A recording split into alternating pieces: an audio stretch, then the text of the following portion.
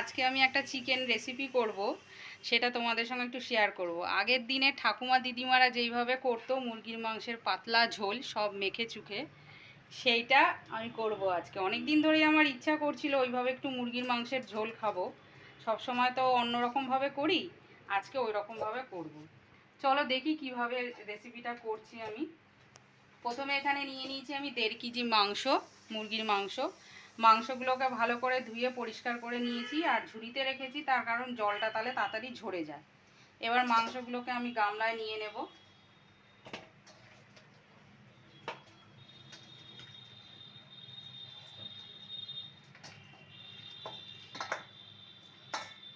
গামলায় নিয়ে নিয়েছি, নিয়ে এবার আমি এর মধ্যে পেঁয়াজ কুচি দিয়ে দেবো। এখানে আমি 4টে বড় বড় পেঁয়াজ নিয়েছি, ভালো করে কুচিয়ে নিয়েছি। পেঁয়াজ কুচি দিয়ে দেবো এর মধ্যে।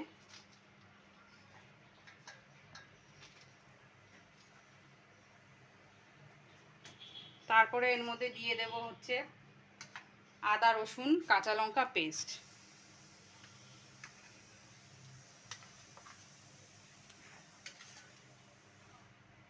আদা রসুন কাঁচা লঙ্কা পেস্টের পরে আমি এর মধ্যে দিয়ে দেব কটা তেজপাতা, কটা গোটা শুকনো লঙ্কা, আর এখানে আছে গোটা গরম মশলা, আর আছে কটা গোটা গোলমরিচ। এগুলো সব আমি এর মধ্যে দিয়ে দেব। এবার এর মধ্যে আমি মশলা দেব। প্রথমে দেব হচ্ছে নুন, পরিমাণ মতো নুন দেব। তারপরে এর মধ্যে দিয়ে দেব একটু জিরের গুঁড়ো,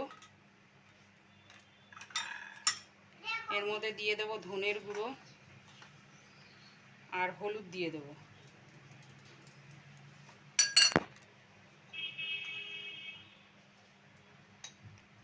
সব কিছু দিয়ে এবার আমি কাঁচা সর্ষের তেল দিয়ে দেবো এর মধ্যে। এটা হচ্ছে ইমানি হেলদি অ্যান্ড স্ট্রং, স্বাদে গুণে তো খুব ঝাঁঝালো, এক ফোঁটাতেই চোখে আনে জল। এর মধ্যে আমি দিয়ে দেব কাঁচা সর্ষের তেল।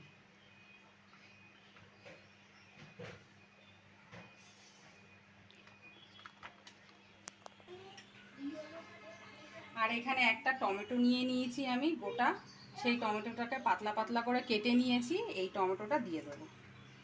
এবার ভালোবাসার সাথে পরিষ্কার হাত দিয়ে সুন্দর করে মাংসটাকে আমি মেখে নেব।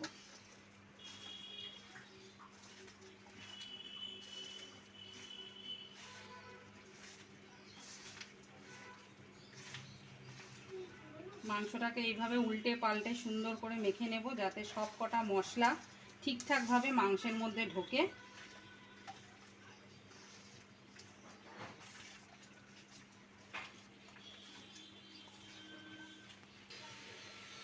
এই যে এইভাবে আমি মাংসটাকে ভালো করে সুন্দর করে মাখিয়ে নিলাম। মাখিয়ে নিয়ে এবার মাংসটাকে আমি 30 মিনিটের জন্য ঢাকা দিয়ে রেখে দেবো। 30 মিনিট মাংসটা রেখে দিলে কি হবে, ভেতরে মশলাগুলো ভালোভাবে ঢুকবে, মাংসটা খেতেও ভালো হবে আর নরমও হবে মাংসটা। এইভাবে সুন্দর করে মেখে আমি 30 মিনিটের জন্য মাংসটাকে রেখে দেবো।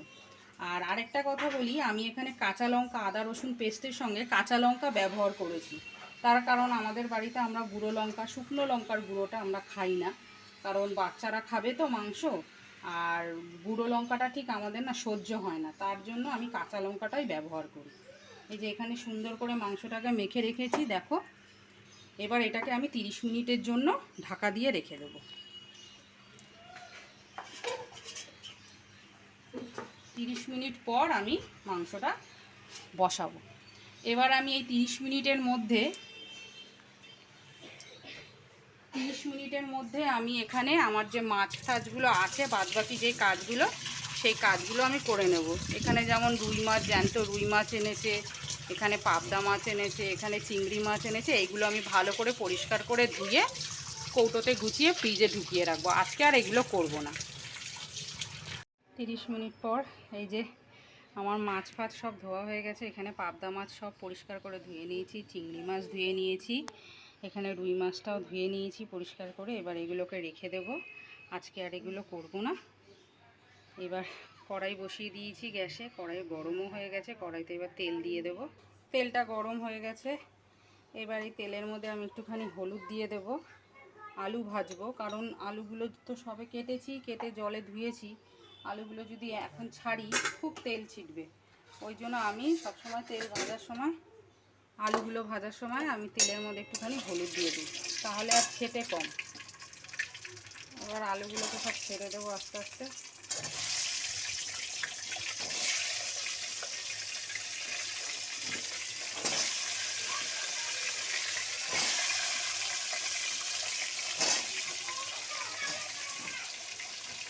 আলুগুলোকে ছেড়ে দিয়েছি, এবার আলুগুলোকে লাল করে ভেজে নেব। এর মধ্যে একটুখানি নুন দিয়ে দেবো।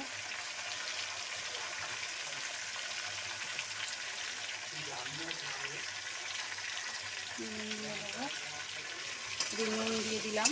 এবার আলুটাকে ভালো করে লাল করে ভাজবো, ভেজে নেব। এখানে আলুগুলো ভাজা হয়ে গেছে, সব লাল লাল করে ভেজে নিয়েছি। এবার আলুগুলোকে আমি সব এক এক করে তুলে নেব।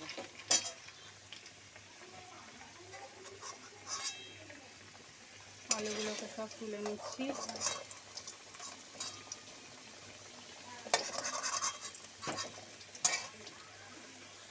আলুগুলো ভাজা হয়ে গেছে, এই যে সব আলুগুলো এখানে তুলে রেখে দিয়েছি। এবার এই তেলটার মধ্যে আমি একটু সাদা জিরে ফোড়ন দিয়ে দেবো। সাদা জিরে দেওয়ার পর এবার আমি মাংসটা দিয়ে দেবো এর মধ্যে।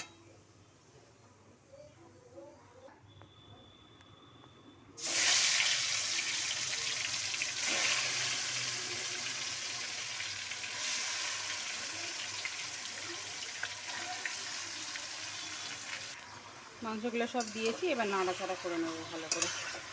নাড়াচাড়া করে ভালো করে কষিয়ে নেব। এবার মাংসটা ভালো কষাতে দিতে হবে, ভালো করে কষিয়ে নেব। আগে তো মাংস ঠাকুমা দিদিমারা যখন খাসির মাংস করতো, তখন তো সবাই এইভাবেই মাখিয়ে নিত, মাখিয়ে নিয়ে তারা হাঁড়ির মধ্যে করত। সেই মাংসের স্বাদ, ও এখন কি আর সেই মাংসের স্বাদ পাওয়া যাবে? এখন তো সবাই আমরা খাসির মাংস কুকারেই রান্না করি, কিন্তু সেই স্বাদটা আর আসে না। আর আমার বাড়িতে খাসির মাংসটা খুব একটা হয় না, বাচ্চারা পছন্দ করে না, তাই চিকেনটাই প্রত্যেক সপ্তাহে হয়। তো চিকেনটাই আমি করি, ওরা চিকেনটা ভালো খায় দেখে আমি চিকেনটাই করি। চিকেনটা আমি এরমভাবে করছি, দেখি ভালোভাবে কষিয়ে নেব মাংসটা। চিকেনটা আমার এখানে খুব ভালোভাবে কষানো হয়ে গেছে, দেখো কালারটাও কি সুন্দর হয়েছে। আমি আলু দিয়ে একটু ঢাকা দিয়ে রেখেছিলাম চিকেনটা, যাতে আলুটা একটু সেদ্ধ হয় ভালো করে। তো এই যে চিকেনটা ভালোভাবে কষানো হয়ে গেছে। এবার এর মধ্যে আমি একটু অল্প জল দিয়ে দেব। জল দিয়ে আমি একটু ফুটতে দেব। খুব সুন্দরভাবে কষানো হয়েছে, আর কালারটাও খুব সুন্দর এসছে। যেহেতু আমি গুঁড়ো লঙ্কা এখানে ইউজ করিনি, গুঁড়ো লঙ্কা দিলে পরে আরেকটু লাল ব্যাপারটা আসতো, তাও খারাপ হয়নি কালারটা, খুব সুন্দরই কালার এসছে।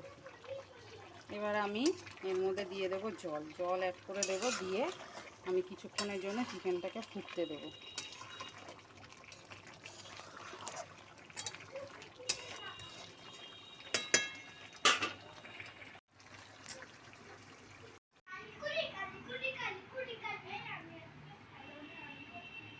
রেডি মুরগির পাতলা ঝোল, যেটা বলেছিলাম প্রথমেই, সেই মাংসটা আমার রেডি হয়ে গেছে। মুরগির মাংসের পাতলা ঝোল খুব সুন্দর হয়েছে দেখতে, কালারটাও খুব সুন্দর এসছে।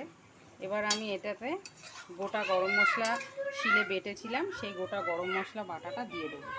আমি এখানে গুঁড়ো গরম মশলা ইউজ করছি না, যেহেতু আগের দিনের মতন করে আমি রান্না করছি, আগেকার দিনের মতন করে, তো ওই জন্য আমি গোটা গরম মশলা ইউজ করব। তখন তো আর অতটা গুঁড়ো মশলা ঠাকুমা দিদিমারা তো ইউজ করতো না, তারা গোটা গরম মশলাটাই ব্যবহার করতো, বেটে দিত। তো আমিও তাই গোটা গরম মশলাটা বেটে দিই, আর গোটা গরম মশলার ফ্লেভারটা আমার খুব ভালো লাগে। এবার মাংসর মধ্যে আমি গোটা গরম মশলাটা বেটে দিলাম, বেটে এবার ভালো করে নাড়াচাড়া করে নেব। একটু ফুটলেই মাংস আমার রেডি, পাতলা মাংসের ঝোল আমার রেডি।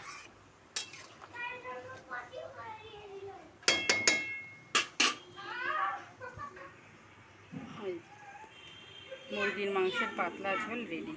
দেখতে কি সুন্দর হয়েছে, কালারটাও খুব সুন্দর হয়েছে। তোমরা অবশ্যই ট্রাই করো এরকমভাবে, এবং ট্রাই করে জানিও, কমেন্ট করে আমাকে জানিও কেমন লাগলো তোমাদের। পাতলা ঝোল রেডি, রেডি টু সার্ভ। কেমন হয়েছে দেখতে অবশ্যই কমেন্ট করে জানিও। আর তোমরাও এইভাবে বাড়িতে ট্রাই করো, ট্রাই করে কমেন্ট করে আমাকে জানিও তোমাদের কেমন লাগলো এই রেসিপিটা। অন্য একদিন অন্য কোনো রেসিপি নিয়ে আবার আসবো। Tata, bye bye, and thank you watching my video.